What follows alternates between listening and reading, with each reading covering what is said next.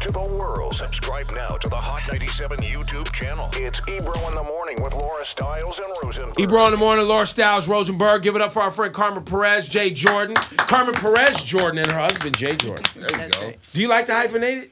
I do hyphenate it, and then I do go solo So for my it's, dad. Right. Got it. Yeah. Jay Jordan, well, you were on the show, we were just talking 5 years ago. 5 years ago. And we're going to, obviously, Carmen was just on the program. We were talking about Harry Belafonte and all the stuff that you're doing with Gathering for Justice and all those things. But me and your husband and Nipsey Hussle, who else was at that show? It was my son, Ty Dolla $ign, Guapole, Yessie Ortiz, DJ Cassidy, DJ Charisma. Yeah. It was a packed cast. And it was called the Time Done concert. I don't know if you guys remember, but what was the whole Time Done initiative about? Yeah, so I came up here 5 years ago, and I was telling y'all about this problem in America that no one really talks about, right? So we talk about the justice system, we talk about what it does, but we never really talk about the people who are impacted. So the last 40 years, America has given 70 to 100 million people records. 70 to 100 million people. 9 out of 10 already served their time. So these are folks who are done over the age of 30 and have been out an average of 5 years. So they're not committing crimes. But they face these things called collateral consequences. These are like economic, social, and civic sanctions that kick on after you serve your sentence.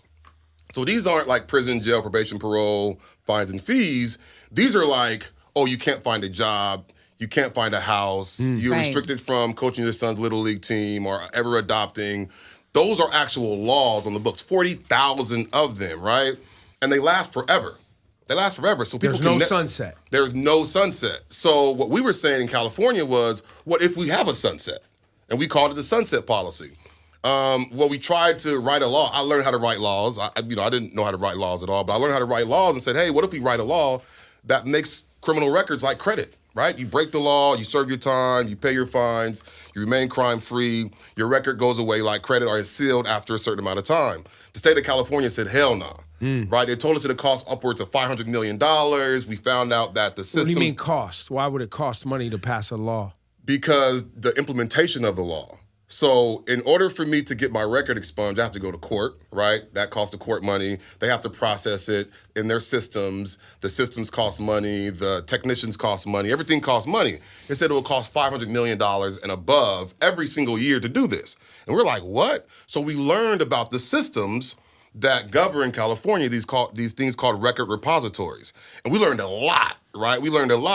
And I remember they told us... What's a record repository? I don't know. Yeah. So if you have a criminal record, they live within 4 things. So a criminal record is just a line of data. It's like healthcare data, right? Okay. Or like a divorce record.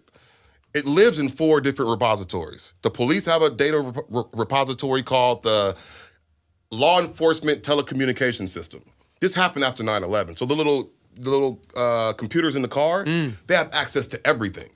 And it never goes away. So if you've ever been arrested or pulled over by the cops, they run your name, they see it all. So when they pulled up George Floyd, the first thing they saw was George Floyd's mugshot, even before they got there, right? That's the first repository. The second repository is the courts.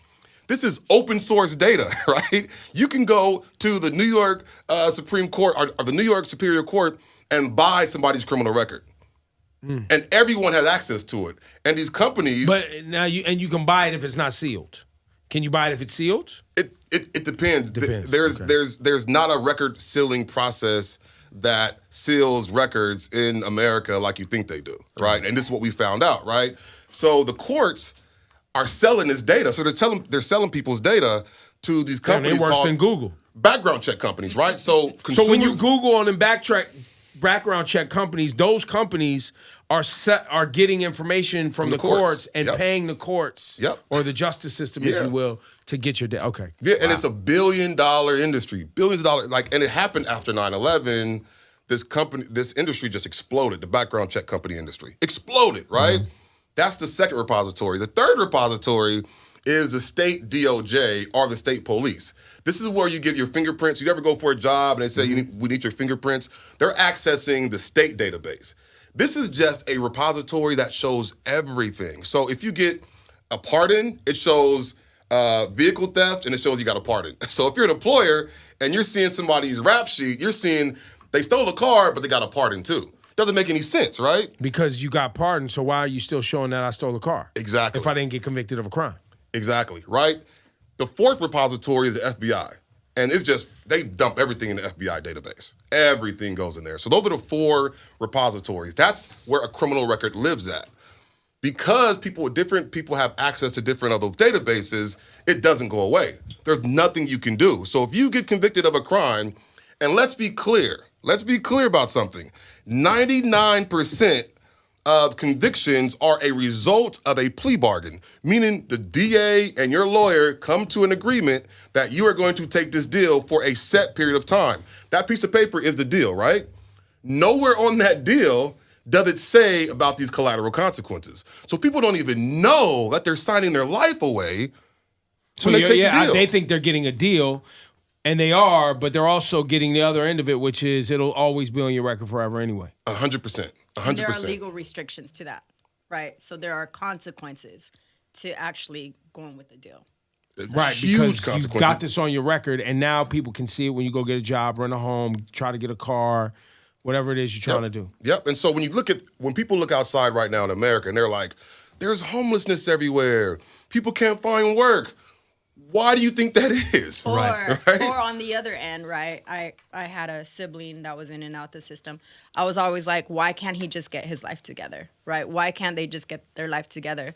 And even as somebody who's married to a person with a felony conviction, there are these restrictions that not only does he face, but we face as a whole family, right? My kids will never be able to bring daddy to a field trip.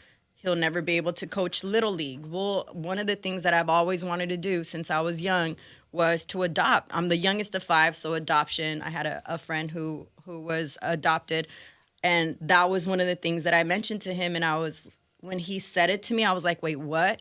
It kind of at some point was like, although we were already married, I was like, you should have told me this in advance, because my dream has been to adopt. So we can never adopt, right? And so you go on your life, trying to do the right thing, and then you fall in love with somebody, and you're having to also face these consequences of, and so it's not just the person, it's also the family unit. You see mothers, you see fathers that aren't able to provide, and people are like, well, they're out, why don't they just get their life together? And there's all this judgment on individuals outside of these consequences as well. And it doesn't matter what the felony was for. Same rules. Or how long. Or so it's not like a child predator does not have this. It has to deal with some of the same ramifications as someone who grand larceny. There was some sort of robbery or something. Yeah. Either way, you can't adopt children. Yeah. So if you have any felony, so there's 40 million people with a felony. 40 million. And felony means different stuff. Right. In Felony states. can mean so many things. Yeah. And then even some misdemeanors. In different states. Yeah. And even the some misdemeanors. So what we're talking about, the impact of those consequences are devastating. So think about like middle America, all the cities, right? Not the big cities, New York, LA, SF, but like smaller cities, Austin or Fresno or Bakersfield or Newark, right? The growth industries are healthcare, education, and government. Those are the 3 growth sectors in these cities around the country. If you have a felony, you can't work in those sectors. So we're not just talking about 1 or 2 jobs. We're talking about entire industries that you can people and can't work careers for people where they can have a retirement plan and potentially buy a home, and you know what I mean? Because a lot of times you're talking about jobs for people, and a job is cool. A career is much better, where you can actually chart your path in some way financially. Yeah, and if I for do your my family. job, I'll be able to keep this and I'll eventually get retire. raises, and I'll have a pension, and I'll have, you know what I mean? So you don't have access to that. And so the final straw of why we decided to launch this Time Done movement 5 years ago with your help is the retirement stuff. So 40 years ago, they started with this whole building of I don't call it a criminal justice system. We don't have a criminal justice system or a public safety system. We have a crime response system. We have a very robust government bureaucracy that responds to crime, and they do it very well. Responding to crime, reactionary, all of it, and we spent, and our healthcare system is reactionary. Yeah, too. it's reactionary, and we spent $11.5 trillion building this thing. That is more than we spent in Iraq and Syria. and it's the largest employer in the world. It employs 2.5 million people. The only employer that's larger in it than this bureaucracy is the Department of Defense. So we're talking about a very big system, and it uses $300 billion every single year. It's a small nation state, right? And it started to lock people up in the 70s, and those folks, that first generation of like people who got felonies in the 70s, they're now trying to retire. And what we found was they can't retire. They have no retirement. So they're like, what am I gonna do? We get calls, we get dozens and dozens of calls every single day saying, hey, I'm 60 years old, do you have a job for me? And I'm like, what? And so they're like, yeah, I can get Social Security, but not the work type of Social Security. I can get SSI, which is only pays out a quarter of what the work Social Security will pay out. So instead of getting $1,500 a month, they're getting like $400 a month. Well, if you're 60 years old, you're forced to drive Uber or work some gig economy, and now the gig economy is locking people out. And so we're like, you know what, we got to do something. And so that's why we launched the gig economy is going away with automation and delivery, you know, that kind of those small jobs, right, where they've automated it. Or, you know, to some degree, it's an app now, right? Like it doesn't. And don't get us started on AI. You know, like, I mean, how much these companies would rather have a fake person than a real person with a real history who went through some things. So where do we end up landing with all of this? So when I learned how to write the bill, and we studied this, man. I told Carmen I'm gonna get free, and she was like, all right, you go ahead. But everyone told me we couldn't do it. Like literally, everyone told me we couldn't do it. The day I got out was 11 years ago.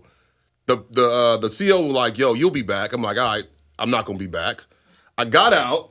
My parole officer said, you're gonna be a fuck up. I didn't fuck up, right? I was homeless. I've been jobless. I've been hungry. I got down like 140 pounds on the streets, sleeping in my car. Like I knew that the only way that I was gonna change my condition to get free was do it myself. So I linked up with an amazing organization. I don't know why they trusted me, but they said, hey, go ahead and run this campaign. I said, well, how are we gonna start? And we were sitting there with some of our folks, and I'm like, let's do a concert in LA at the Greek Theater. And the only way you can get in is if you are formerly incarcerated. So I was like, Carmen, who do you got? She was like, let me call Ebro. She called Ebro. Ebro's like, yo, I'm in. You know, Ebro, yo, I'm in, let's do it. And we got Nipsey Hussle. First it was supposed to be T.I. Shout out to T.I. He backed out. And last minute, we called Nipsey. Nipsey was like, I'm in. Ty Dolla $ign was in. My son, always the brother, he was in. We got this group together, sold out the Greek. It was amazing. And I told people in front of the stage before Nipsey came out, I said, hey, it is my promise to you. It's going to take us a while, but we are going to get free in California. People are like, yeah. Everybody was like excited and shit. I'm like, I don't know if we're going to be able to do it. But because we stayed persistent. So that next year, we were going around the state of California talking to lawyers. And, you know, I had like this chicken scratch, and I was explaining this bill, and I'm like, listen, I got this idea for a law. It's called Sunsets. Everyone told me we were crazy. Everyone told me we couldn't do it. Like literally everybody. All the attorneys were like, it can't be done. The systems are all fucked up in California. The courts don't talk to each other. There's 58 different courthouses. How are you going to get the system to do it? I'm like, give me 5 years. It took us 2 years to pass the first bill. So we had to do a data bill. We had to fix the data systems. I don't know anything about data, but we learned the data systems. We worked with the Department of Justice in California. We fixed their shit. Then we run an automation bill, which is super technical. We passed that bill. People were like, oh, we did it. I'm like, nah, we got to go further. And then this year, well, we had to fund it, so we had to go and learn about the budget in California. We passed that one. This was like 2 years ago. And then we're like, okay, well, what about everybody who's been to prison? What about me? Because none of that stuff affected me. So we had effectively, in 2020, effectively freed everybody that didn't go to prison. So if you are in California right now, and you have a criminal record, and you did not go to prison, starting last year, California will automatically expunge your record if you've been crime-free for 2 years. Automatically. That's about amazing. 6 million people, right? That's amazing. And so those are people who have been charged. You got a charge, but you didn't actually do prison time. You didn't do prison time. You didn't do prison time. So everyone was like, great, that's California did it, and I'm like, I'm looking at her like, well, I'm still not free. I got to go back and do it, right? Because you did prison time. I did prison time. So this is the hardest stuff to do because people are like, oh, well, you did a robbery, you had a gun charge. I'm like, yeah, I broke the law 20 years ago. And everybody that we roll with are all like ex-cons. These folks did 20 years, 25 years, 10 years. They looking at me like, Jay, we worked 3 years on this campaign, but we ain't free. Think about it, though. Think about if But you helped 6 million people, though. You helped 6 million people. But imagine if you on the plantation still and everybody else gone. And you like... So what happened next? So we wrote another bill. Now, did that get passed? So we went to so we wrote it. It was a very aggressive bill. So just to give you a flavor for how transformative this is, I was talking to people in the UK. They called me and was like, how did y'all do this? The UK don't even got this. Germany doesn't have it. Canada doesn't have it. Nobody has Switzerland have it? No, nobody has this. So it was like, they were like, what are you actually going to write a law that says people who've been to prison with felonies can expunge their record? And I'm like, hell yeah. So we wrote the law.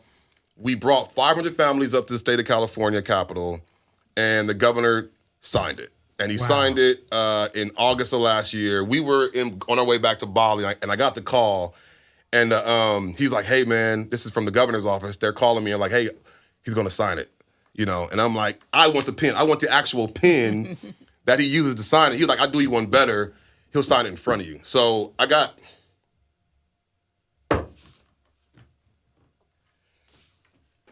a chance to like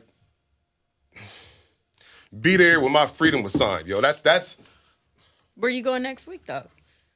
So it didn't stop there. So we got it signed, and I said, well, because the way the law is written, you have to petition the courts, but we wrote a provision in there. So if you're in the state of California and you have a record and you did go to prison, everybody was sex offenders. We didn't, we didn't touch sex offenders because of the tier system. But everybody else, if you have a felony and you went to prison, and you finished parole, you've been crime-free for 2 years, you can go to the court and petition. But the kicker is this. You have a presumption of rehabilitation. This is important.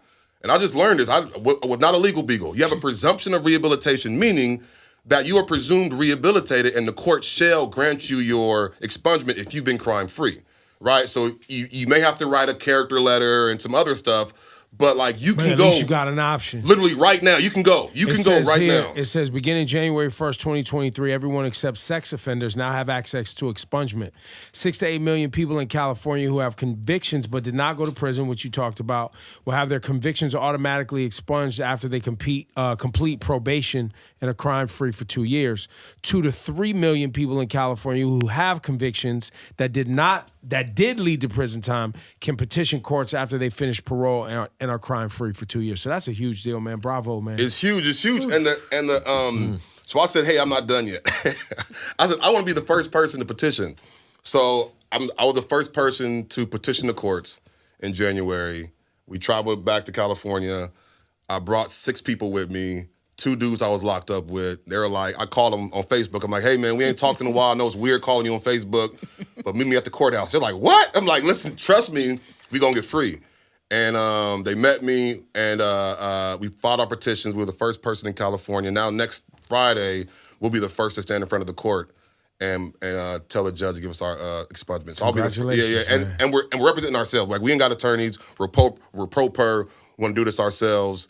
And so, Friday will be the day that I actually, get my freedom finally after 5 years. Congratulations. And so and the next step is taking this to the 50 states and trying to petition that, right? So shout out to the Clean Slate Initiative and Sheena Mead, Desmond. So they have an amazing organization called Clean Slate we're working with. And they are like carrying the burden of it. I mean, our model policy in California is the most progressive, is the most widespread. We want to work with them to take that to all 50 states. We think that there's a pathway to do it. That is. And you work currently still with the Reform Alliance, right? I am not. You're not with Reform right now. But Reform is actively involved in these sort of things as well. They are. Mm-hmm. Got it. Yeah, they work on probation and parole reform. So, yeah. And that's where Meek Jay, Mill, Michael Rubin, who else involved in that? Hove. or Rock Nation. It's everybody. Yeah, everybody's it's a part everybody. of it. Everybody's a part of it. And so Jay's former boss is now leading. So he came from Alliance for Safety and Justice and is now leading Reform. Yeah, so that was the tricky part. So after all of this, I was like I came into the organization as like a regular organizer. Like I was organizing churches in South Los Angeles. You know what I mean? I got hired here 8 years ago, as like some network manager. And when Rob went to go work and ran Reform, they made me CEO. So now I'm like the CEO of this big, huge organization. Alliance for Safety and Justice. Started from the bottom, now we're here. There you go. Well, listen, man, Jay Jordan, man, congrats, brother. That's very cool, man. It's very cool. Very cool. Carmen, before we wrap, I know we had you on. I know it's still very, very raw and fresh. Mr. Belafonte, Mr. B, Harry Belafonte's passing, but any words for the audience or, anything you want to share with us as you go through kind of this process with him, his family, everybody that he's helped and mentored over the years? Yeah, no, I think Mr. Belafonte always talked about there's a lane for everyone. Whatever gift you have, bring that to the movement. And even more so now that he's gone, the Gathering for Justice is open and is a political hope. We could have folks come in and be the political home for individuals. But, we're going to continue to do the work, continue to keep his legacy alive, and even more so because there's still so much injustice, right? When I think about my conversations with Mr. Belafonte and what he was going through in the 1940s, 50s, 60s, 70s, even what he witnessed in the 80s, 90s with, famine and apartheid, we're still going through that. And he always talked about being an activist before he was an artist. And so I welcome people to join us and to continue to support us and to know that the work and the legacy is going to continue. But, I still have a very heavy heart. It's to serve somebody for 20 years and to be by their side and is just I'm trying to wake up, continuing to lead because I know our younger generation needs that, and I could only fulfill a little bit part of his shoes. My heart and my prayers still go out to Pam and his family.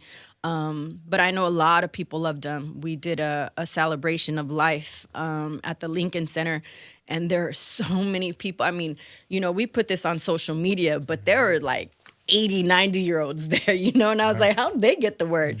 And they were singing along to Deo, and, he was the producer of We Are the World, and he just brought people together. And I think I gotta keep my eyes on the prize and remember what he did for me. I got the last 20 years of his life, and I need to hold on to that and just move forward. But there's a little cloud over me and a huge ball in my throat. But you got an ancestor now. Yeah, I do. We all do. And I'm trying to keep with that, but it's hard right now. I've lost a lot of people. And I know better than to think I'm going to have him live forever. But Mr. B kind of seemed like that person. He did. He did. I mean, he lived through the assassination of all his friends, his peers, Dr. Martin Luther King, Robert Kennedy. All these people that he rolled with were assassinated. And he was blacklisted and still continued to do the work. And for another 50 years. Yeah, exactly. And so he did make me believe that he was going to live forever. And I'm just grateful that he chose me and that I got to choose him. And we rolled. And I have, I had shared with you, I think, a story that he made. He would make peanut butter and jelly sandwiches in the office. And the other day when I was scrolling through my phone, I found the photo, And so I'm just going to keep looking at my photos and continue to listen to him. He was a wise man. He was actually really ahead of his time. If you really think about the contributions he made to the world, they were so selfless. And he really cared about humanity, particularly Black people, women, and children. And so I'm just going to continue to do the work. But, I think it's been a week. I don't even remember. The days are just all now kind of coming together. And give yourself some grace. You know what I'm saying? Give yourself some time. Be patient. It's gonna take time. yeah, for sure. I really appreciate all y'all support course. and letting We're me so tell proud the of story. y'all, man. You know what I'm saying? Awesome brother? stuff. Congrats, man. Thank you, man. Thank you for sharing, and thank you for coming on and involving me and thinking of me and involving us all the time too. We Always, appreciate y'all are like our Hot 97, Ebro in the morning. Like y'all are the people who support so many of us, and a lot of people don't know what y'all do for us. And thank you for giving us a platform to share the work that we're doing, because it could get lost. And really, what you're doing is a lot of what Mr. B was to the movement. You're amplifying the work that we're doing on the ground. So thank y'all. Y'all kids listen every morning. That's all right. That's all right to school. They're that's like, love. I'm 97. Like, That's yeah, love. yeah. That's love. We Well, gotta listen. we gotta lower it sometimes. Nah, it gets crazy. It gets crazy. It's a dope. It's a You know dope. it's Ebro's fault. It is. I'm It's like, always oh my him. It's always God. Yo, we love y'all. Thanks, guys. Thank you Thank guys. you, guys. Bravo. Thank you.